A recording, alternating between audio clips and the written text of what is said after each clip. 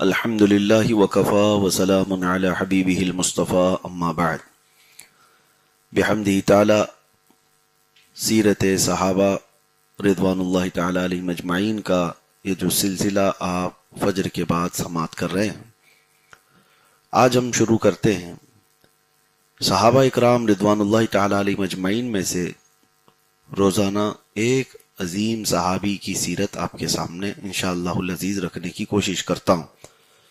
جیسے کہ کل میں نے بتایا تھا، صحابہ دین کا وہ پلر ہیں کہ انہیں ہٹا دیا گیا تو دین ہی ہمارا کوئی واسطہ ہی نہیں رہ جائے گا بلکہ ڈھہ جائے گا۔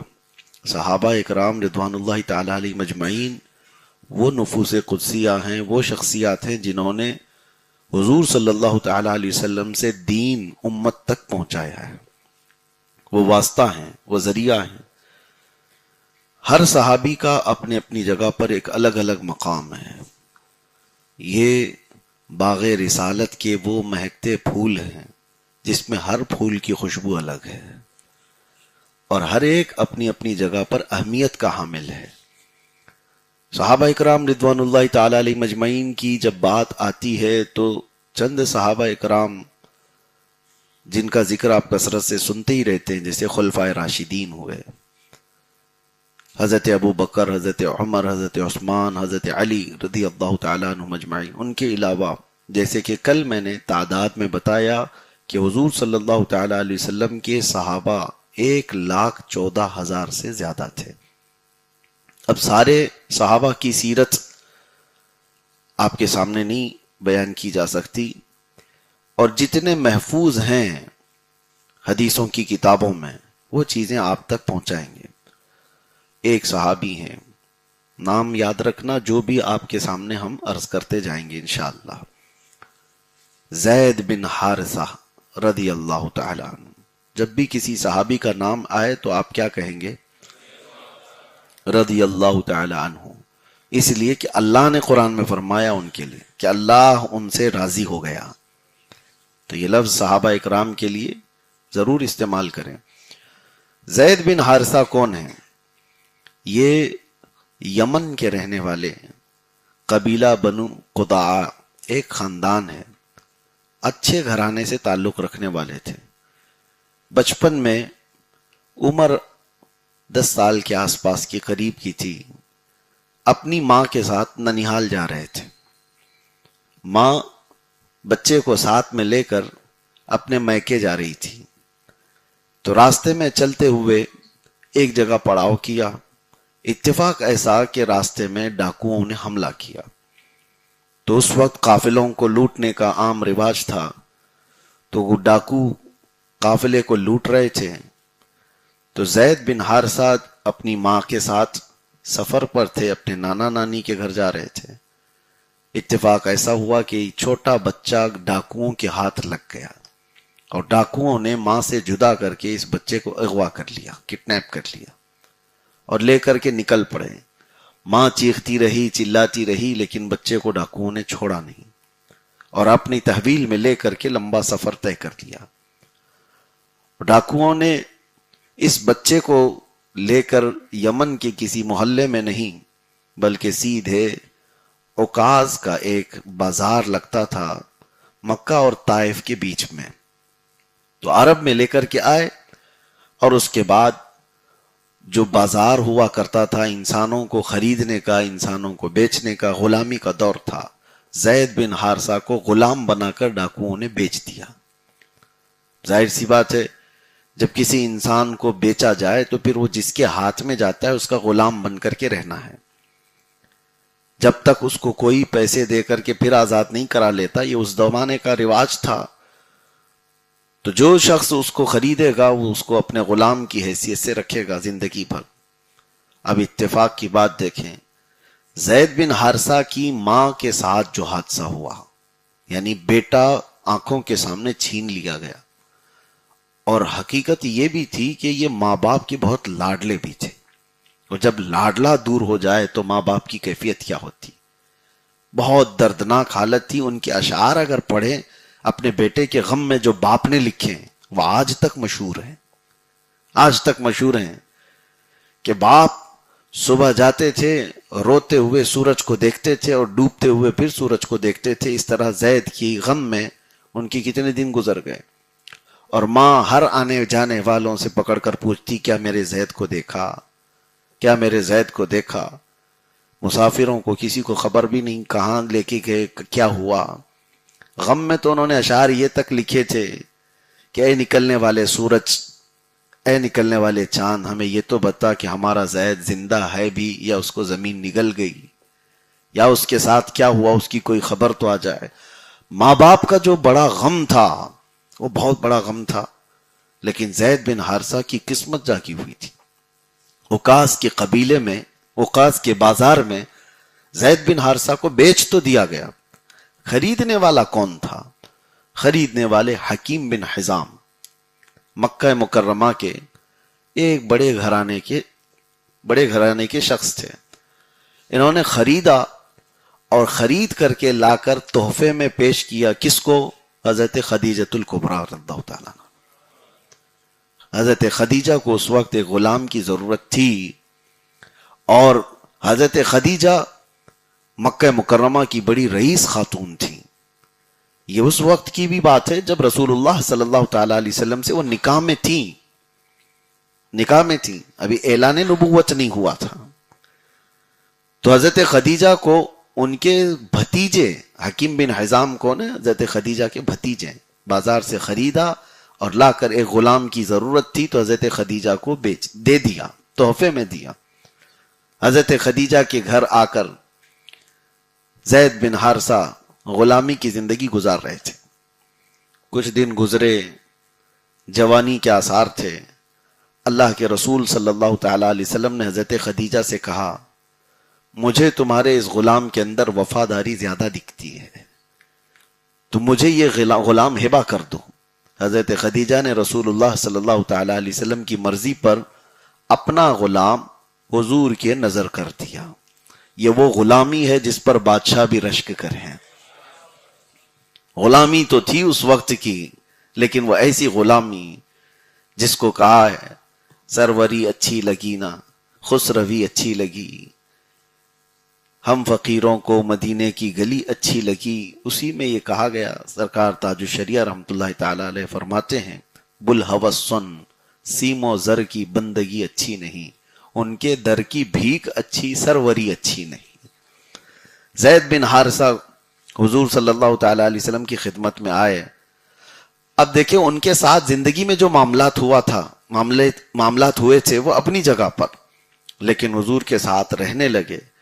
حضور پاک صلی اللہ تعالی علیہ وسلم کے ساتھ جو کام تھے سب کرتے رہے. حضرت زید بن حارثہ کا ایک یہ جملہ بھی سنیں، غلام جس کا ہوتا ہے ڈانٹ ڈپٹ تو کھائے گا. کام کرنے والے آج تو غلام نہیں ہوتے، لیکن اس کے باوجود ہم کام کرنے والوں کو اچھی کھری کھوٹی سناتے بھی ہیں. حضرت زید بن حارثہ کہتے ہیں میں نے رسول اللہ صلی اللہ تعالی علیہ وسلم کی زندگی میں غلام بن کر کے ان کے گھر گیا تھا، لیکن کبھی ایک جملہ بھی حضور سے ڈانٹتے ہوئے میں نے سنا ہی نہیں کہ اللہ کے نبی صلی اللہ تعالی علیہ وسلم نے کبھی مجھے ڈانٹا ہو. جبکہ غلام کو ڈانٹنے کی اجازت کیا ہے؟ اس پر تو پورا حق ہوتا ہے مالک کا. ہوا دن اسی طرح گزرتے رہے. زید بن حارثہ حضور صلی اللہ تعالی علیہ وسلم کی خدمت میں رہے. ایک دن ایسا آیا کہ یمن کا ایک قبیلہ بنو کلب، وہ لوگ حج کے لیے آئے ہوئے تھے مکہ مکرمہ. تو حج کے لیے جب آئے تو اس قبیلے والوں نے زید بن حارثہ کو دیکھا. حالانکہ کافی سال گزر چکے تھے، جوانی پہ آ چکے تھے زید بن حارثہ، لیکن خد و خال دیکھ کر کے بنو کلب کے لوگوں نے پہچان لیا کہ یہ تو زید بن حارثہ ہے. اس کے باپ کا روتے روتے حال کیا ہو گیا، اس کی ماں کا غم سے کیسا برا حال ہے. جا کر کے پوچھا زید بن حارثہ سے تمہارا نام کیا ہے، کس قبیلے سے تعلق رکھتے ہو؟ زید بن حارثہ نے بتا دیا کہ میرے ساتھ یہ ہوا تھا. تو ان لوگوں نے کہا ہم تمہارے علاقے کے لوگ ہیں، بنو کلب خاندان سے ہیں، اور تمہاری ماں کی یہ اشعار ہیں، تمہارے باپ کی یہ اشعار ہیں. سن کر کے زید بن حارثہ کو اپنا پرانا غم یاد آیا، ماں سے بچھڑنے کا غم، باپ سے دوری کا غم، لاڈلا بیٹا جب ماں باپ سے دور ہو گیا ہو اور بازار میں لا کر کے بیچ دیا گیا ہو تو اس کی کیفیت کیا ہو سکتی ہے۔ پھر زید بن حارثہ نے اپنی طرف سے کچھ اشعار لکھ کر کے اس قبیلے کو بھیجا کہ جاؤ میری ماں سے کہیں مشرق و مغرب کی خاک نہ چھانے، پہاڑوں پہ نہ ڈھونڈیں، زید بن حارثہ ان کا بیٹا ایک معزز خاندان کے گھر میں خدمت کا مامور کیا گیا ہے، خوف کی کوئی بات نہیں۔ جب یہ قبیلہ واپس یمن پہنچا تو جاتے ہی باپ کو زید بن حارثہ یعنی حارثہ بن شرحبیل، زید کے والد کا نام، ان کو یہ مزد جاں فضا سنایا، خبر دی کہ ہم تو مکہ میں تمہارے بیٹے کو دیکھ آئے۔ باپ کو یقین نہیں آتا تھا، ان کی آنکھیں جانے کو قریب تھیں، روتے روتے حال بے حال۔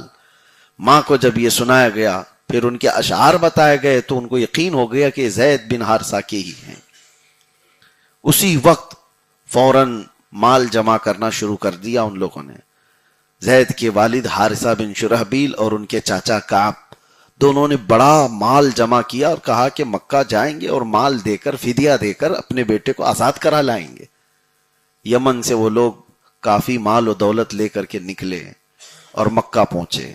مکہ پہنچنے کے بعد انہوں نے سب پتہ معلوم کیا تھا کہ کس کے گھر میں زید خدمت پر ہیں، کس کے غلام بنائے گئے ہیں، تو انہوں سارے مکہ والوں نے، دوسرے لوگوں نے خبر دی کہ وہ محمد رسول اللہ صلی اللہ علیہ وسلم ان کے غلام ہیں۔ تو حضور صلی اللہ تعالی علیہ وسلم مکہ میں موجود تھے۔ یہ خاندان یعنی زید کے والد اور ان کے چاچا اور کچھ لوگ آئے، سیدھے حضور صلی اللہ تعالی علیہ وسلم سے ملاقات کیا اور رونا دھونا شروع کر دیا۔ کہا انت کریم ابن کریم ابن کریم، ہم نے سنا ہے کہ آپ کریم کے بیٹے، کریم کے پوتے ہیں، آپ کا خاندان شرافت سے بھرا ہوا ہے، ہم درد کے مارے ہوئے لوگ ہیں، ہمارا سب لٹ گیا ہے، کافی سال گزر چکے، ہمارا بیٹا ڈاکوؤں کے ہاتھ ہو گیا تھا اور ہم اپنے بیٹے کو لینے آئے ہیں، آپ مال بتائیں، رقم بتائیں، جتنی آپ لینا چاہیں ہم فدیے میں دیں گے اور ہم آزاد کریں گے۔ حضور صلی اللہ تعالی علیہ وسلم نے ان کے غم کی داستان سنی، پوچھا کس کے بارے میں کہہ رہے ہو؟ تو خاندان والوں نے کہا زید بن حارثہ۔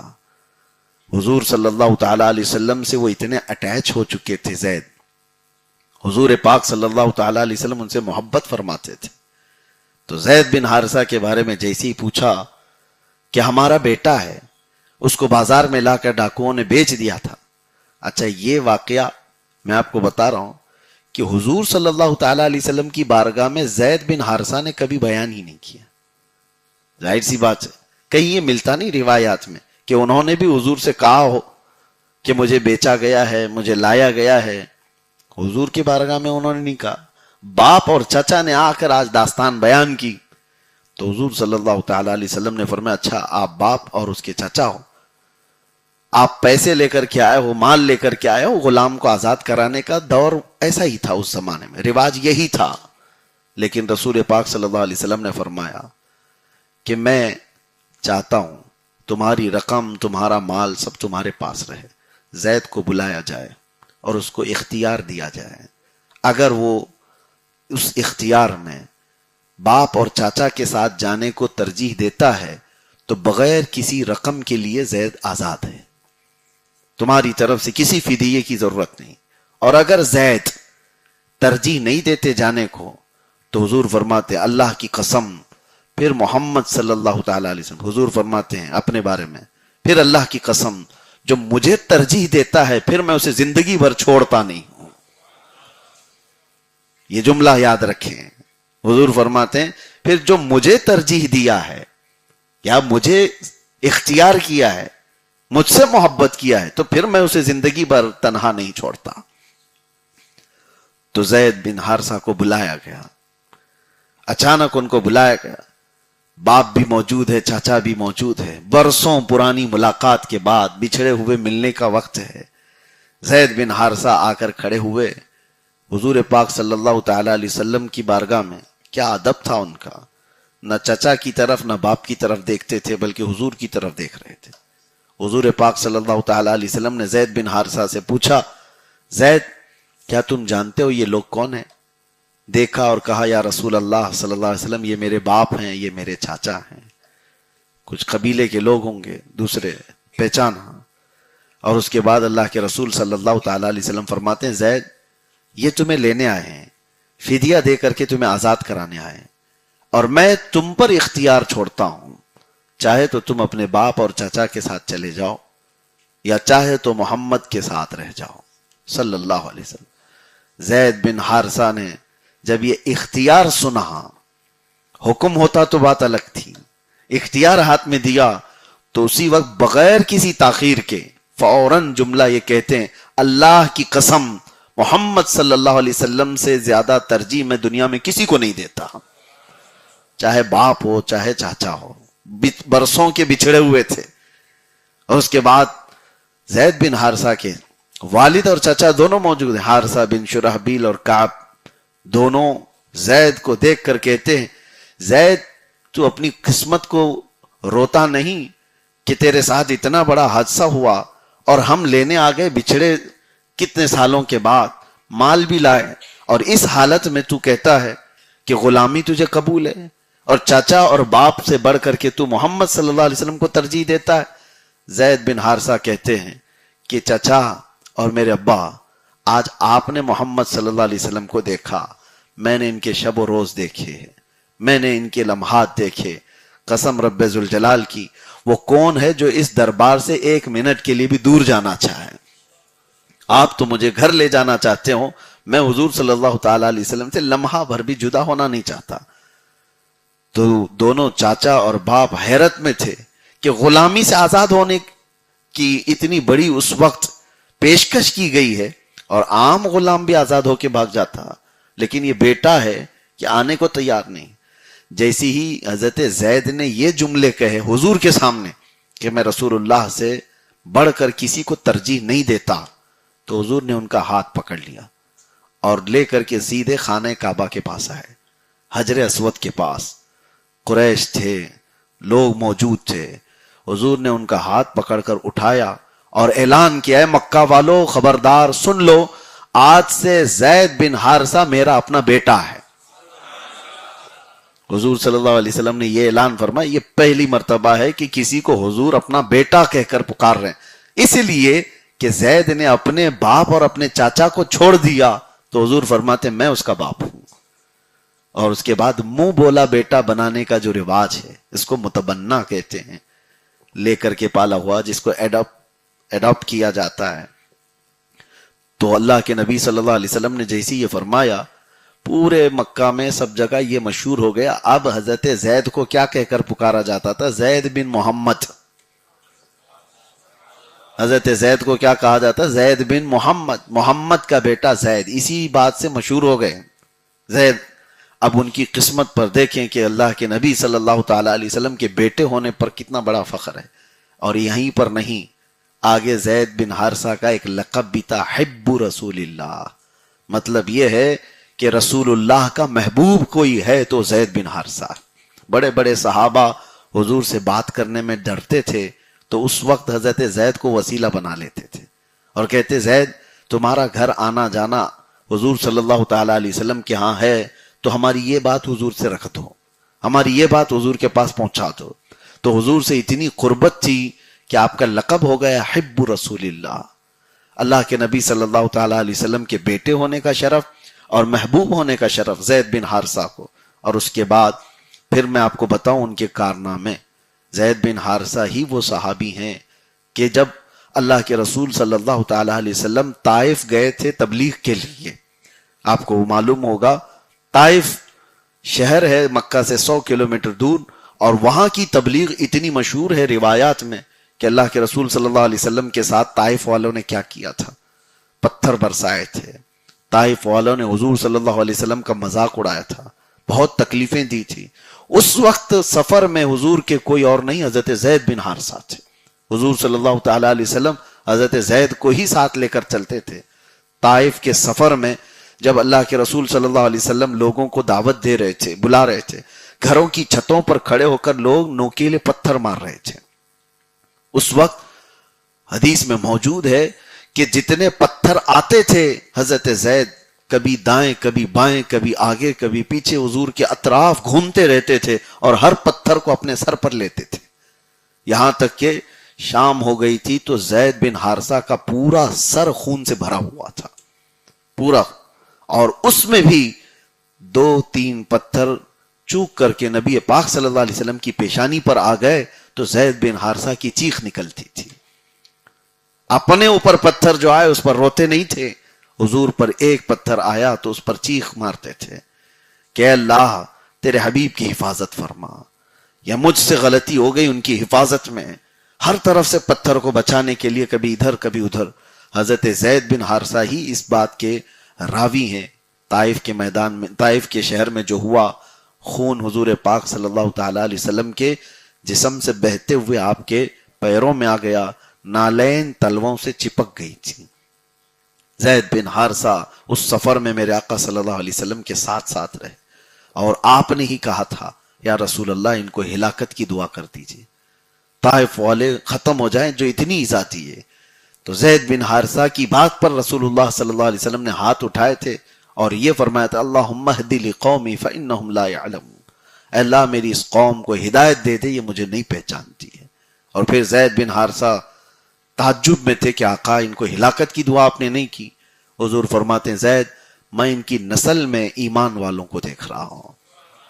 اللہ کے حبیب صلی اللہ تعالی علیہ وسلم نے جو فرمایا وہ آج تک طائف میں دیکھا جا سکتا ہے. آج بھی طائف میں عاشقان رسول کی بڑی جماعت موجود ہے.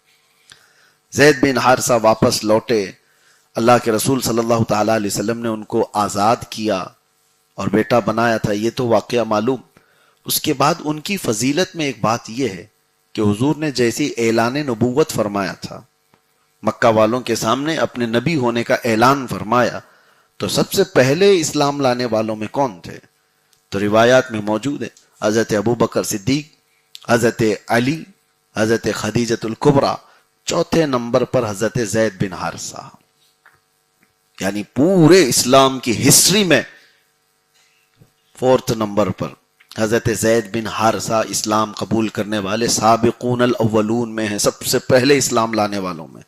بلکہ کیٹیگری وائز کچھ بزرگوں نے ڈیوائیڈ کیا ہے کہ پہلے کون، عورتوں میں حضرت خدیجہ، بچوں میں حضرت علی، بڑی عمر کے لوگوں میں صدیق اکبر، اور آزاد کردہ غلاموں میں حضرت زید بن حارثہ. اس طرح سے کیٹیگری وائز اگر دیکھا جائے تو سب سے پہلے اسلام قبول کرنے والے زید بن حارثہ ہیں.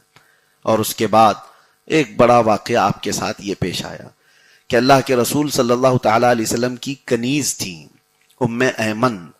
یہ حضور کے والد گرامی کی کنیز تھی اور حضور کی بارگاہ میں بھی وہ کنیز بن کر رہی. اور ان کی شرافت یہ ہے کہ ام ایمن یہ وہ خاتون ہیں جن کا دودھ رسول اللہ نے پیا ہے. حضور صلی اللہ تعالی علیہ وسلم کو 4 عورتوں نے دودھ پلایا ہے، حضرت آمنہ، حضرت حلیمہ سعدیہ، حضرت سویبہ اور حضرت ام ایمن. یہ 4 عورتیں ہیں جن کو یہ شرف حاصل ہے کہ وہ رسول اللہ صلی اللہ تعالی علیہ وسلم کو بچپن میں دودھ پلائی ہیں. تو ام ایمن وہ خاتون تھی جن کو حضور صلی اللہ تعالی علیہ وسلم احترام سے اماں بھی کہا کرتے. لیکن ساتھ میں حضور نے ایک بار فضیلت میں یہ بیان فرمایا کہ کوئی اگر دنیا میں جنتی عورت سے نکاح کرنا چاہے تو اسے ام ایمن سے نکاح کرے. حضور کا یہ فرمان تھا. تو زید بن حارثہ خود آگے بڑھے اور کہا کہ یا رسول اللہ صلی اللہ علیہ وسلم کیا میں ام ایمن سے نکاح کروں؟ ایک طرف بیٹے کی نسبت ہے اور ایک طرف ماں کی نسبت ہے. حضور صلی اللہ تعالی علیہ وسلم نے نکاح فرما دیا. یہاں میں آپ کو ایک مسئلہ بھی سمجھانا چاہتا ہوں.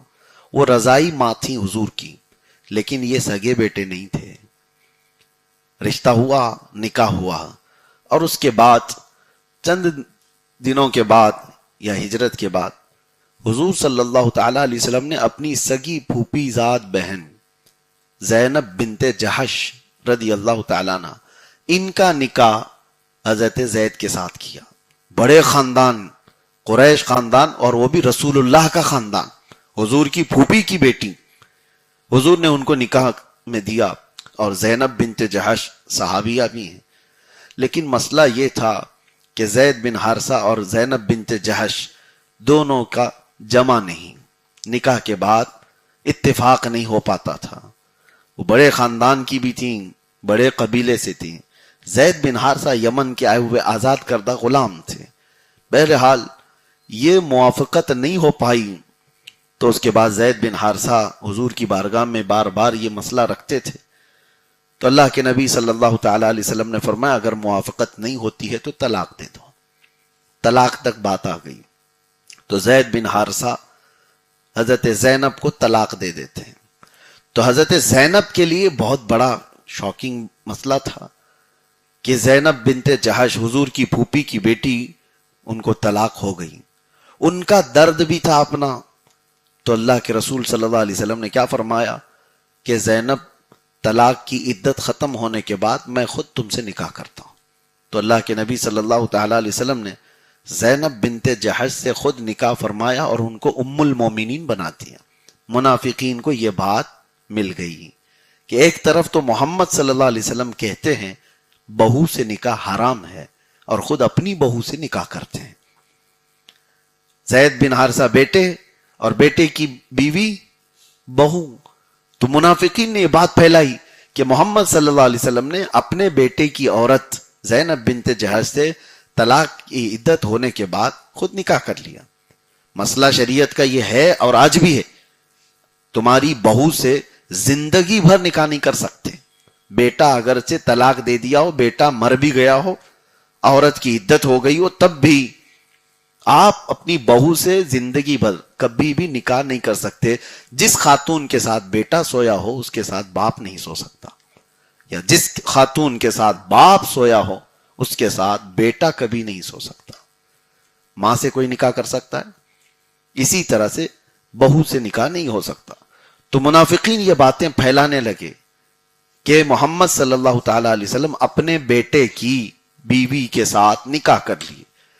تو جب یہ بات پھیلی تو قرآن کی مشہور آیت نازل ہوئی.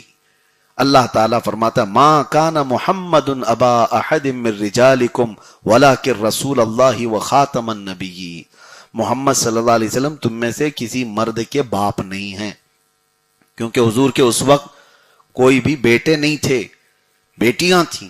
اللہ نے فرمایا مردوں میں کسی کے باپ نہیں ہیں، وہ اللہ کے رسول ہیں اور خاتم النبیین ہیں. پھر آیت یہ بھی نازل ہوئی ادعوہم لآبائہم هو اقسط عند اللہ. لوگوں جس کو بھی پکارنا ہے تو ان کے باپ کے نام سے پکارو، یہ اللہ کے نزدیک زیادہ افضل ہے. تو زید بن محمد کہہ کر جو پکارا جاتا تھا اس کو بند کر دیا گیا کہ حضور صلی اللہ تعالی علیہ وسلم کی نسبت سے پکارا جاتا تھا زید بن محمد، محمد کے بیٹے زید. اللہ کا حکم ہوا کہ جس کا بیٹا ہوگا اسی کے نام سے پکارا جائے. تو پھر اس کے بعد رواج ہوا زید بن حارثہ. زید بن محمد جو کہا جاتا تھا اس کو ختم کر دیا گیا. آج بھی اگر ایڈاپٹ کیا ہے کسی نے، بیٹا یا بیٹی کسی کے لیا ہے، لوگ اپنا نام تو دے دیتے ہیں بچے کو، لیکن قرآن کے خلاف ہے، شریعت کے خلاف ہے. آپ کو لیے ہوئے اس بچے کو اس کے اصلی باپ کے نام کے ساتھ رکھنا ہوگا. جب کبھی ضرورت پیش آئے، لوگ یہ کہتے ہیں ہم تو بتائے ہی نہیں بچے کو. کیوں نہیں بتائے؟ اسلام میں نسب کی حفاظت اہم الفرائض میں سے ہے. نسب کی حفاظت بہت ضروری ہے. اپنا نسب، حضور صلی اللہ تعالی علیہ وسلم نے فرمایا جس نے اپنے باپ کے علاوہ دوسرے کے باپ کی طرف اپنی نسب کی نسبت کی اس کا ٹھکانہ دوزخ ہے. حضور صلی اللہ تعالی علیہ وسلم نے فرمایا اس پر لعنت ہے. تو اپنا نسب، تمہارا باپ جو ہے اسی کا نام لینا ہوگا. مجھے اس نے پالا ہے، مجھے اس نے دیکھا ہے، میرے حقیقی باپ کو تو میں جانتا ہی نہیں، کوئی بات نہیں، لیکن نسب ہے، اس کی حفاظت ضروری ہے. تو جو ایڈاپٹ کیا ہوا ہے اس کے لیے مسئلہ یہی ہے. قرآن کہتا ہے ادعوہم لآبائہم، ان کے باپ کے نام سے ہی ان کو پکارو. تو زید بن حارثہ کا یہ چھوٹا سا ایک خاکہ میں آپ کے سامنے پیش کیا. اور تقریباً 9 غزوات میں، 9 جنگوں میں آپ کو حضور صلی اللہ علیہ وسلم نے امیر بنا کر بھیجا، سپہ سالار بنا کر بھیجا. حضرت عائشہ صدیقہ فرماتی ہیں جس جنگ میں بھی زید بن حارثہ سپہ سالار بن کر جاتے وہ فتح ہو کر کے ہی لوٹتے. کتنے غزوے، چھوٹے سریے جس میں حضرت زید بن حارثہ سپہ سالار بن کر کے گئے، اور اللہ کے رسول صلی اللہ تعالی علیہ وسلم ان پر بڑا اعتماد کرتے. ایک جنگ ایسی تھی کہ جب حضور صلی اللہ تعالی علیہ وسلم جا رہے تھے صحابہ کے ساتھ تو مدینے میں اپنا نائب بنا کر کے زید بن حارثہ کو چھوڑ گئے تھے کہ مدینے کے معاملات، گھروں کے معاملات سب حضور فرماتے ہیں میرے نائب کی حیثیت سے جب تک میں نہ لوٹوں زید بن حارثہ کو مدینے کا امیر بنا کر گئے تھے. تو یہ زید بن حارثہ کی فضیلت تھی. اور اس کے بعد حضرت زینب سے طلاق کے بعد ام ایمن سے حضرت زید کے بیٹے پیدا ہوئے جو مشہور صحابی ہیں حضرت اسامہ بن زید. یہ بھی رسول اللہ کے چہیتے تھے اسامہ بن زید. حضور اپنی وفات سے چند دن پہلے اسامہ بن زید کو ہی لشکر دے کر بھیجے تھے، وہ بھی تاریخ کا ایک حصہ ہے. تو زید بن حارثہ کا پھر آخری وقت کیا ہوا؟ کئی جنگوں میں شریک ہوئے، کئی غزوات میں شریک ہوئے. حضور پاک صلی اللہ تعالی علیہ وسلم کی بارگاہ میں وہ سب سے زیادہ مشہور تھے تیر اندازی میں. جب تیر چلائے جاتے تھے تو ان کا نشانہ کبھی خطا نہیں کرتا تھا. اور حضور کی حفاظت کی بات جب آتی تو صحابہ زید بن حارثہ کو ترجیح دیتے کہ زید بن حارثہ حضور کے مزاج کو جانتے، حضور پاک صلی اللہ تعالی علیہ وسلم کی تمام چیزوں کو جانتے. صحابہ ان کو فوقیت دیتے تھے. جنگ بدر میں ساتھ رہے، جنگ احد میں ساتھ رہے، بڑی بڑی جنگوں میں حضور کے ساتھ رہے. پھر جنگ موتا یہ جنگ آئی تقریباً 8 ہجری. حضور پاک صلی اللہ تعالی علیہ وسلم کے ایک قاصد گئے تھے جو آج کا جارڈن ہے، جس کو اردن عربی میں کہا جاتا ہے. حضور صلی اللہ تعالی علیہ وسلم نے اپنے قاصد کو پیغام دے کر بھیجا تھا. بادشاہوں کے پاس بھیجتے تھے. واپس آنے کے وقت وہ صحابی رسول حضرت عمیر، ان کو راستے میں ہی غسان کے ایک بادشاہ نے، ظالم نے راستے میں ہی قتل کر دیا. تو اس زمانے میں بھی یہ بڑا جرم تھا، ایمبیسیڈر کو مارنا، سفیر کو قتل کرنا بہت بڑا جرم آج بھی ہے. اسی لیے ہر ملک ایمبیسی کی کتنی حفاظت کرتی ہے کہ دوسری کنٹری کا کوئی سفیر ہمارے ہاں رہ رہا ہے تو اس کی حفاظت ہماری ذمہ داری. اس وقت رسول اللہ کے سفیر کو ایک بادشاہ نے قتل کر دیا. تو اللہ کے رسول صلی اللہ تعالی علیہ وسلم نے حکم فرمایا کہ قاصد کو مارنا یہ بہت بڑا جرم ہے، لہٰذا اس قوم سے ہماری جنگ ہوگی جس نے ایک شخص کو ناحق ہمارے قتل کیا. تو 3000 صحابہ کرام کی معیت میں حضور صلی اللہ تعالی علیہ وسلم موتا جس جگہ پر ہے وہ جارڈن میں ہے آج. تو صحابہ کی اس جماعت کو بھیجا کہ رومیوں کی اس فوج کے ساتھ مقابلہ کرو. تو اس کا سپہ سالار بھی حضرت زید بن حارثہ کو بنایا گیا. اور حضرت زید کو جاتے ہوئے حضور صلی اللہ تعالی علیہ وسلم نے یہ فرمایا تھا کہ جنگ کا پرچم، جنگ کا علم زید بن حارثہ اٹھائیں گے. اگر یہ شہید ہوئے تو جعفر طیار، اگر وہ شہید ہوئے تو عبداللہ بن رواحہ، اور اگر وہ شہید ہوئے تو مسلمانوں کی ساری جماعت جس کو منتخب کرے. تو جنگ موتا حیرت ہوتی ہے اگر آپ کو میں بتاؤں، تفصیل تو چھوڑے، صرف اتنا میں بتاؤں 3000 صحابہ تھے اور رومی فوج کتنی تھی؟ 1,00,000 کی تعداد. 3000 حضور کے یہ غلام 1,00,000 کی فوج سے بھیڑنے کے لیے نکل بھی پڑے تھے. اور اس کے بعد زید بن حارثہ میدان میں سب سے پہلے آئے اور گھوڑے پر سوار تھے. رومیوں کو انہوں نے پہلے دعوت دی. اتمام حجت صحابہ یہی کرتے تھے کہ ہم تمہیں اسلام پیش کرتے ہیں، ایمان پیش کرتے ہیں اور عدل و انصاف کی طرف بلاتے ہیں. جو ہم پر تلوار اٹھائے گا ہم اس کے ساتھ تلوار اٹھائیں گے. یہ سارا خطاب کرتے ہی رومیوں نے آپ پر حملہ شروع کر دیا. تو آپ گھوڑے سے اتر پڑے. اس دن نہ جانے صحابہ کہتے ہیں کیا جوش تھا آپ کا، کسی کی طرف آپ توجہ نہیں کر رہے تھے. سپہ سالار جو ہوتا ہے وہ آرڈر دے رہا ہوتا ہے، پرچم اٹھایا ہوتا ہے، لیکن زید بن حارثہ تنہا ساری چیزیں پرچم لے کر کے ان رومیوں کی فوج میں گھس گئے اور ان کی صفیں درہم برہم کرنے لگے. تو رومیوں نے ہر طرف سے تیروں سے بوچھار کیا. اتنے تیر برسائے تھے کہ حضرت زید بن حارثہ کے پورے جسم میں ایک بالش جگہ بھی باقی نہیں تھی. اور ان تیروں سے زخمی ہو کر کے آپ میدان پر گر پڑے. فوراً آپ کے ہاتھ سے پرچم حضرت جعفر طیار اٹھا لیے اور جب تک پرچم دوسرے صحابی نے اٹھایا تب تک حضرت زید بن حارثہ کی شہادت ہو چکی تھی. انا للہ و انا الیہ راجعون. یہ وہ زید بن حارثہ ہے جو یمن سے نکل کر غلامی میں آئے، بازار میں بیچے گئے اور پھر جس گھر میں آئے وہ کائنات کا سب سے افضل ترین گھر تھا اور میرے آقا صلی اللہ علیہ وسلم نے غلام بنا کر نہیں رکھا بلکہ بیٹا بنا لیا، پھر حب رسول اللہ بنا لیا، اور اس کے بعد ان کا نکاح بھی کروا دیا. یہاں تک کہ مدینے جب ہجرت کر کے گئے تھے تو حضرت زید رونے لگ گئے تھے اس بات پر کہ حضور صلی اللہ تعالیٰ علیہ وسلم نے ان کا ایک الگ گھر بنا کر کے دیا تھا. تو وہ اس وقت روتے تھے، کہا اب تک میرا کوئی اپنا گھر نہیں تھا، حضور کے گھر بھی ان کا گھر تھا، لیکن جب حضور نے الگ گھر بنا کر کے دیا تو حضرت زید بن حارثہ اس پر بھی رویا کرتے تھے. اور ایک اور بھی بات کہ اللہ کے نبی صلی اللہ تعالیٰ علیہ وسلم کی جدائی وہ برداشت نہیں کرتے تھے. تو جنگ موتا یہ 8 ہجری کو ہوئی، حضور کے دنیا سے جانے سے 2 سال پہلے ہی وہ خود دنیا سے چلے گئے. آپ کی عمر تقریباً 55 یا 56 برس کی ہوئی. ان حالت میں آپ اللہ تبارک و تعالیٰ کی بارگاہ میں رخصت ہوئے. زید بن حارثہ رضی اللہ تعالیٰ عنہ کی یہ مختصر سیرت تھی. اللہ کے نبی صلی اللہ تعالیٰ علیہ وسلم کی یہ قربت ان کو ملی تھی. اللہ کریم ان کے طفیل ہمارے گناہوں کو معاف فرمائے.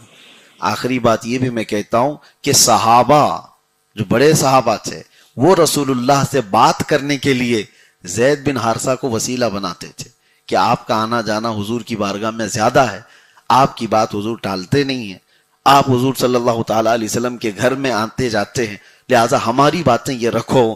تو ان صحابہ کے عمل سے مجھے یہ لگتا ہے سنیو زید بن حارثہ کا وسیلہ بناؤ اور اللہ کے نبی صلی اللہ علیہ وسلم کی بارگاہ میں اپنا استغاثہ پیش کرو. زید بن حارثہ وہ موتا کے مقام پر آج بھی دفن ہے، میں حاضری دے کر کے آیا ہوں الحمدللہ. ان کی بارگاہ میں ہم یہ عریضہ پیش کریں، زید بن حارثہ آج آپ موتا کے میدان میں آرام تو کر رہے ہیں، لیکن یقین یہ کہتا ہے آج بھی آپ رسول اللہ سے ویسے ہی قریب ہیں جیسے زندگی میں تھے، کیونکہ میرے آقا نے آپ کے لیے فرمایا تھا جس نے زندگی میں مجھے ترجیح دی میں قسم رب ذوالجلال کی اس شخص کو تنہا کبھی نہیں چھوڑتا. تو میرے آقا نے تنہا کبھی چھوڑا نہیں. تو زید بن حارثہ کے وسیلے سے اللہ تبارک و تعالی حضور کی محبت اور قرابت ہمیں عطا فرمائے اور ہمارے سینوں کو اللہ تبارک و تعالی نبی کے لیے دھڑکنے والا سینہ بنائے. وآخر دعوانا ان الحمدللہ رب العالمین. السلام علیکم.